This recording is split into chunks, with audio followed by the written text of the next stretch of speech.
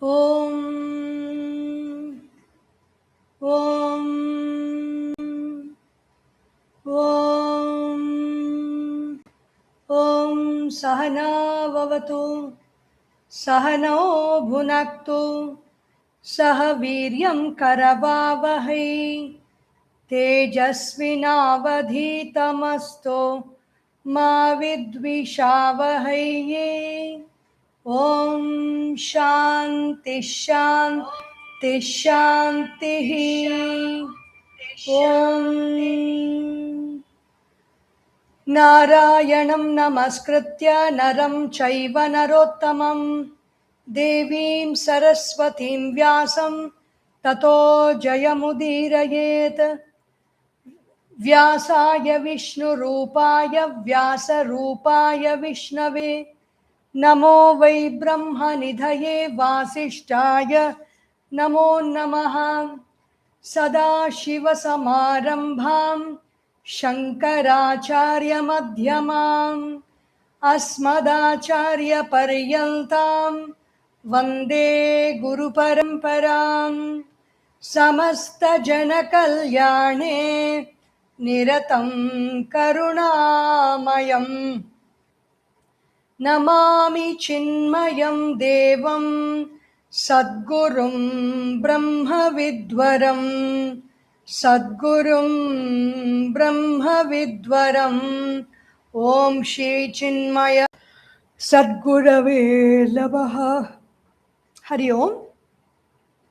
So we are on the 68th day of the Holy Gita in what is that verse in chapter 18? We completed up to verse 60 yesterday. Swabhavajena kaunteya nibaddhaha svena karmana. By everybody's own nature, swabhava, they're all yoked to their own actions. They are compulsively made to do actions because of their own nature only, not because of anybody else's pressure or power. Svena karmana. If suppose that individual who is yoked to such action by his svabhava, kartum na ichchasi, does not want to do that work. How? Why? Because of delusion, because of moha. Moha is like a crocodile, says Vidyaranya, Swami Vidyaranya and Panchadashi.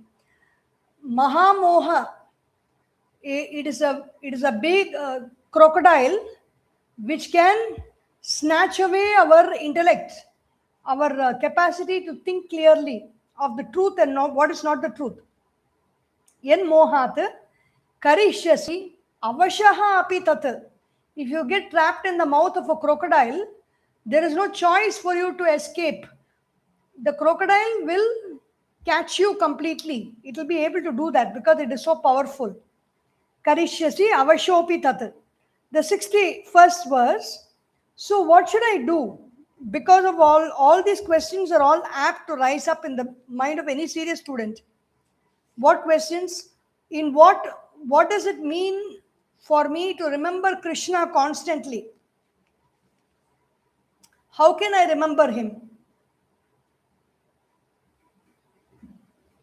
Ishvara sarva bhutanam hriddesherjuna tishthati Brahmayan sarva bhutani yantrarudhani mayaya. Ishvaraha, that Lord, that Supreme Being, for whom sarva bhutanam Ishvaraha, he is the Lord for all beings on this world. Ishvaraha, where does he stay? Where does he experience? Hriddeshe, in the heart center. Wherever we have that feeling of I, the sense of I, that is our heart center. Hriddeshe Arjuna Tishtati. O Arjuna, Ishvara stands in that Hrid Desha, in the Hridaya Desha. Tishtati. Brahmayan, what does he do sitting there? What does Ishvara do? Brahmayan Sarva Bhutani. He just spins all beings around. As if, they're all placed on a yantra, on a machine, like a giant wheel. A machine like a giant wheel.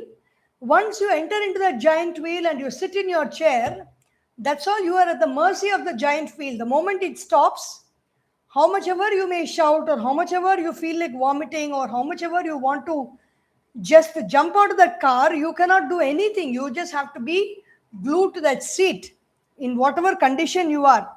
Brahmayan Sarva Bhutani. In the same way, we are all locked in this giant wheel of this world. And who is spinning that wheel? Ishvara is spinning that wheel. Brahmayan, he is spinning us around. Sarva Bhutani. How does he spin us around? Yantra Arudhani. The Sharira in which we are all inhabiting is that Yantra. Yantra Arudhani. We are all fixed in that Yantra called the body. And this body and the energies that are contained in the body are spinning because of Ishvara. By what? The power of Maya. Maya. Remember the Lord, says the Gita Charya, as the one who organizes, controls, and directs all things in the world, and without whose command nothing ever happens. In his presence alone, everything can happen. Therefore, remember him as Ishvara. The steam functioning in the cylinder of the engine is the lord of the engine. And without it, the piston can never move. It is the steam which provides a locomotion and renders the train dynamic. Do not remember the Lord as merely a personified power, as Shiva in Kailash, as Vishnu in Vaikuntha, as Father in heaven, etc. But recognize him as one who dwells in the heart of every creature. Just as the address of a person is given in order that the seeker of that person may locate the individual in a busy town, so also in order to seek, discover, and identify with the Lord, his local address is being provided here by Bhagavan Shri Krishna. Where is his local address? The Lord dwells in the heart of all living beings. Heart means a feeling center. The place where I say I, the place where I say I am, the place where we touch and say mine, it's me, I have come. Even small children do that. What did you do, my dear Rishi? Where are you? This is Rishi, me. That child will come. Residing thus in the heart, meaning in the mind of one who has cultivated the divine qualities such as love, kindness, patience, cheer, affection, tenderness, forgiveness, charity, etc. The Lord lends his power to all living creatures to act on. He energizes everyone. Everything revolves around him like the unseen hand that manipulates the dolls in a marionette play. The puppets have no existence, no vitality, no emotions of their own. They are only the expressions of the will and intention of the unseen hand behind them. Pure consciousness in itself does not act, but in its presence, the matter envelopments get vitalized and then they seem to act. The supreme functioning through the total bodies as the cause of all action is called Ishvara. Life functioning in each one of us is the master, the controller, the director, and the lord of our individual activities. 62nd verse. Tameva sharanam gaccha sarvabhavena bharata tat prasadat param shantim sthanam prapsyasi shashvatam. So, having pointed out who is Ishvara and where does he reside, Tameva sharanam gaccha, go to the feet of Ishvara, catch hold of him. Sarva bhavena, by all means, by your thoughts, by your words, by your actions, by your behavior, by your attitudes, and by your love, by your feelings, contact that Ishvara. Sarva bhavena bharata tat prasadat param shantim. Because of that grace of Ishvara, you get supreme bliss, param shantim. And that supreme position of joy, bliss, and ultimate beatitude of life, param shantim sthanam prapsyati shashvatam. You enjoy a permanent place in that Ishvara at all times if you surrender to that Ishvara. So Gurudev says, fly unto him for refuge with all your will. Ours is an age of skepticism. The Arjuna, the Gita is rather like a typical representative of our own age in this respect. A skeptic is one who questions the existing beliefs. He wants to be intellectually convinced of the logical grounds upon which the existing beliefs stand. Earlier, Krishna has explained to Arjuna what is indicated by the term Ishvara. Now, the call of the Gita to Arjuna is to surrender himself unto the Lord. The Gita requires all of us to live and act with our hearts resting in self dedicated surrender to the consciousness, the harmonious oneness of life that pulsates everywhere through all equipment. In short, we are asked to identify ourselves with the spirit rather than the vehicles of its expression. He who has thus surrendered totally, sarva bhavena, gains an intellect fully awakened, and therefore external circumstances cannot toss and crush his individuality. So, the person attains supreme peace, eternal resting place. With all one's being, sarva bhavena, the surrender unto the Lord should not be a temporary self-deception. We must grow into a consciousness of the presence of the divine in all planes of our existence. To illustrate such a total devotion, we have the examples of Radha, Hanuman, Prahlada, and others. Without bringing all the levels of our being and all the facets of our personality into our love for Him, we cannot drown our finite ego sense into the joyous lap of the infinite Lord. Thus, a true devotee must reorient his being and must surrender himself as a willing vehicle for his expression. Then and then alone, all the delusions end and the mortal gains divine experience and comes to live fully the state of immortality of Godhood. Surrender to Ishvara. That's a conclusion of the teachings of the Bhagavad Gita. And Krishna is concluding, 63rd verse, Iti te jnanamakyatam guhyat guhyataram maya vimrashyaitadasheshena yathechasi tatha kuru. The most beautiful line can be told by any father to a son, any husband to a wife, or any wife to a husband, or any brother to a younger sister, young elder sister to a younger brother, or one friend to another. You can tell them everything. You can give them all suggestions. You can give them all advice. You can you can teach them. You can take them and show what is the final destination. But if that person wants to listen to that and take those words and act on it only, there's going to be some benefit to it. So Krishna says, I've told you everything, Arjuna. Now you do what you please. I'm not going to tell you fight in this war or don't fight in this war. All these things is not my job anymore. I've told you in detail what you should do, how you should be, and what is the thought that you should entertain. Where is your point of surrender? Everything I've told you. Now, yatha ichchasi tatha kuru. Whatever you like, you do now. Iti te jnanam akhyatam. In this manner, I've given you the knowledge. What knowledge have I given you? Guhyat guhyataram. The secret of all secrets I've told you. Maya. Vimrashya etad. You think about it. You don't blindly believe what I say. You contemplate on those words. You rotate those words in your mind. You rotate those thoughts in your mind. You spin those thoughts in your mind. Pay attention to those thoughts. Contemplate on them. And then yathechasi tatha kuru. You do whatever you want. A greater secret than all secrets, Guhyat Guhyataram, is the vision of truth of the Gita. Even a subtle intellect, very efficient in knowing the material world, both in its arrangement of things and the mutual interaction, must necessarily fail to feel the presence of this subtle, eternal, and infinite self.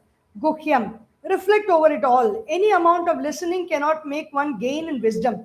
The knowledge gained through reading or listening must be assimilated and brought within the warp and the woof of our understanding. Then alone can knowledge become wisdom. So knowledge remains as knowledge until we take that knowledge and we spin it inside. Like how the weaver weaves cloth in a shuttle, spinning shuttle. In the same way, we take the threads of knowledge and weave it beautifully into a piece of cloth inside us. A cloth that is containing the whole picture of our understanding. Arjuna is asked not to tamely accept Krishna's song of life as truth, but he says, you contemplate on it, you reflect upon it, and hereafter act as you please. Krishna says, ultimately leave the decision to act, the will to live the higher life to Arjuna's own choice. He is not going to pressurize Arjuna to do anything. That is the beauty of Sanatana Dharma. The teacher gives the teaching and leaves it to the student. After the receiving the teaching, whatever the student wants to do in his life, it is up to him. The teacher does not control the life of the student after that. Devotion to the Lord is the secret of success in Karma Yoga. This is explained in the following. 64th verse. Sarva guhyatamam bhuyaha shrunu me paramam vachaha ishtosi me dridhamiti tato vakshyami te hitam.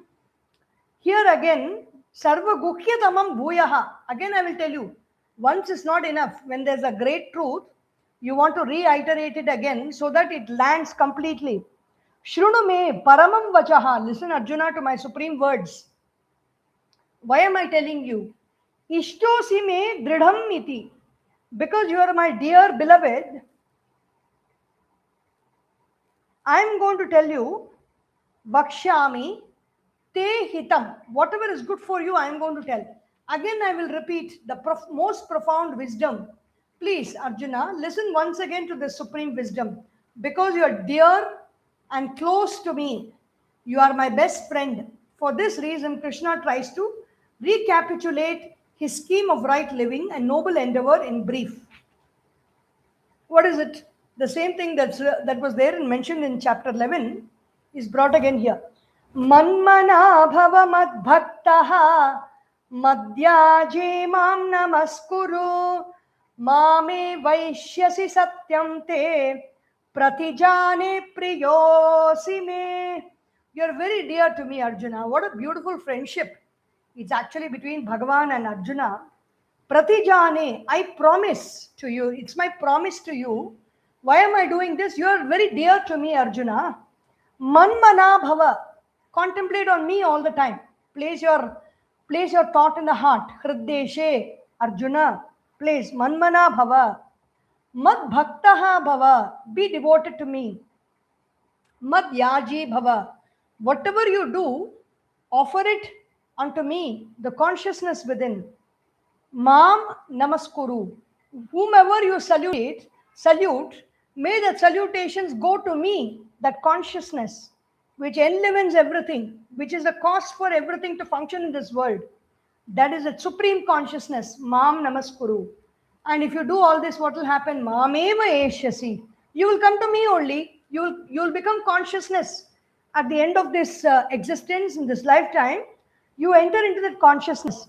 Satyam te. This is the truth, Arjuna. I am not speaking falsehood to you. This is the truth. Pratijane, I promise. Priyosime, why am I doing all this for you? Because you are very dear to me.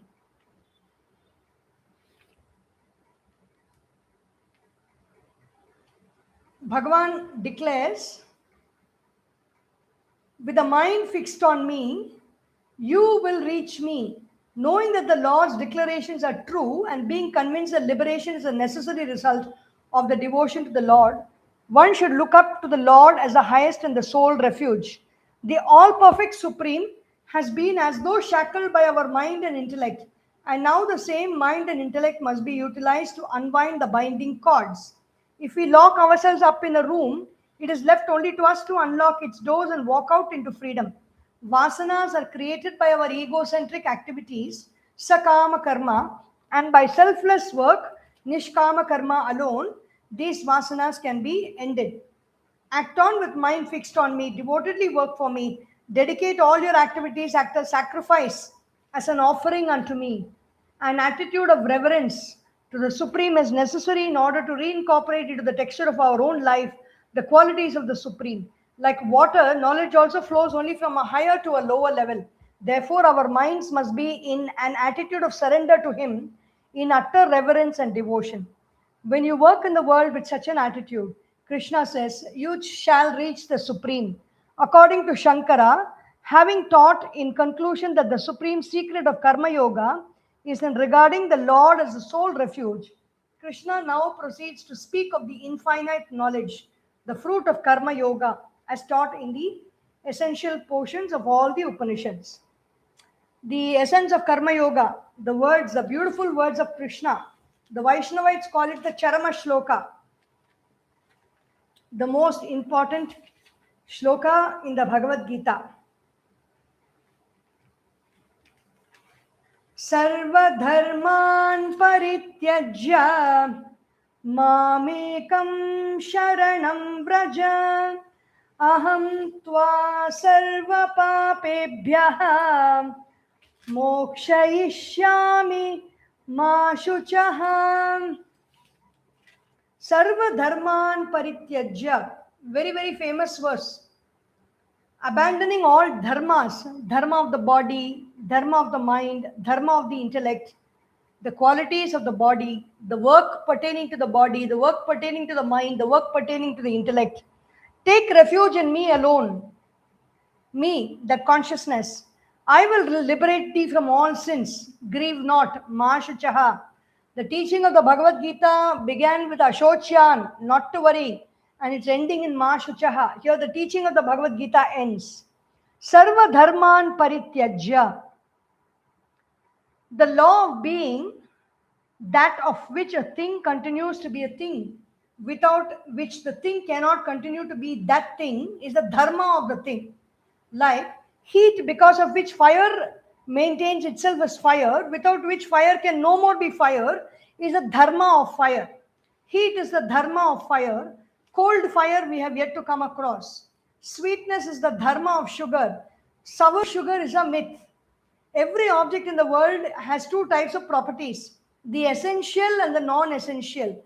A substance can remain intact when the non-essential qualities, a substance can remain itself intact when its non-essential qualities are absent, but it cannot ever remain for a split moment without its essential qualities, essential property. The color of the flame, the length and width of the tongue of the flame are all non-essential properties of fire. The essential property is heat. This essential property of a substance is called its dharma. So all dharma means all essential things of the body, of the mind, and of the intellect. You drop it. Then what is the dharma of a man? The color of a skin, the innumerable endless varieties of emotions, thoughts, are the non-essential factors in a human personality. Against a touch of life, the divine consciousness expressed through them all. Without the Atman, man cannot exist. It is truth which is the basis of existence. Therefore, the essential dharma of man is a divine spark of existence. The infinite Lord. With this understanding of the term dharma, we shall appreciate its difference from a mere ethical and moral rules of conduct, all duties in life, all duties towards relations, friends, community, nation, and the world, all our obligations to our environment, all our affections, reverence, charity, and sense of goodwill, all that have been considered as our dharma in our books. In and through such actions, physical, mental, and intellectual, a man will bring forth the expression of his true dharma, his divine status as the all-pervading self. To live truly as the Atman and to express its infinite perfection through all our acts and in all our contacts with the outer world is to rediscover our dharma. So Bhagavan wants a meditator to accomplish three distinct adjustments of his inner personality. What are they? Renounce all dharmas through meditation. When you meditate, you give up the dharma of the body, the dharma of the prana, the dharma of the intellect and mind. Renounce all dharma. Surrender to my refuge alone. Mam ekam sharanam vraja. Come to me while in the state of meditation. Stop all worries. Don't worry about anything after that. And I shall release you from all sins. Meaning, Bhagavan will physically, forcefully, and with a lot of authority, he will remove all the disturbances and obstacles in our life. Abandoning all dharma, sarva dharman parityajya, come to my refuge after renouncing all dharmas. Develop introspection diligently is a deep suggestion in the phrase renouncing all dharmas. Self-withdrawal from our extrovert nature will be impossible unless the mind is given a positive method of developing its introvert attention. By single-pointed, steady contemplation upon me, the self, which is the one without a second, we can successfully accomplish our total withdrawal from the misinterpreting equipment of the body, mind, and intellect. Ma shuchaha, don't grieve, Arjuna. Lord Krishna wants the seeker to renounce all his anxieties to realize. Even a desire to realize is a disturbing thought that can obstruct the final achievement. I want to realize, I have to realize means It presupposes that realization is not there and I want to realize. When you think something is not there and you want to get it, it is never going to be possible because the truth is always there. If you are going to realize the truth, you've already attained the truth. Only in that state you can realize the truth. So even I want to realize the truth is a false statement. Lord Krishna wants a seeker to renounce all his anxieties to realize. Even a desire to realize is a disturbing thought that can obstruct the final achievement. I shall release you from all sins, that which brings about agitations in the bosom and thereby causes the dissipation of energies is called sin. When in the heart there is a palpitation for something, and because of that the energy gets wasted, that is called sin. Good vasanas bring forth a steady stream of good thoughts as efficiently as bad vasanas erupt bad thoughts. As long as thoughts are flowing, the mind survives, whether good or bad. To erase all vasanas completely is to stop all thoughts. That is the total cessation of the thought flow. That is the mind. Be not grieved, assures the Lord. I shall release you from all sins. Having concluded the entire doctrine of the Gita Shastra in this discourse, and having also briefly and conclusively restated the doctrine in order to impress it more firmly, the Lord now proceeds to state the rule that should be borne in mind while imparting this knowledge of the Gita. It may sound very simple. Leave everything and come to me, surrender to me, says the Lord. It is very easy to tell somebody else. But to whom it should not be told, that Bhagavan tells. We will see that tomorrow. Verses 67 onwards, and this chapter ends with 78 verses. We will see how many days it takes to complete these 10 verses. Om Sarvesham Swastir Bhavatu, Sarvesham Shantir Bhavatu, Sarvesham Purnam Bhavatu, Sarvesham Mangalam Bhavatu, Sarve Bhavantu Sukhinah, Sarve Santu Niramayah, Sarve Bhadrani Pashyantu, Ma Kaschit Dukkha Bhag Bhavet, Om Asatoma Sadgamaya, Tamasorma Jyotirgamaya, Mrityorma Amritam Gamaya, Om Purnamadah Purnamidam Purnat Purnamudachyate Purnasya Purnamadaya Purnameva Vashishyate. Om Shanti Shanti Shanti. Harihi Om. Shri Gurubhyo Namaha. Harihi Om. Boliye Shri Sadgurunath Maharaj ki Jai. Hare Namah Parvati Pataye. Hara Hara Mahadeva. Hari Om.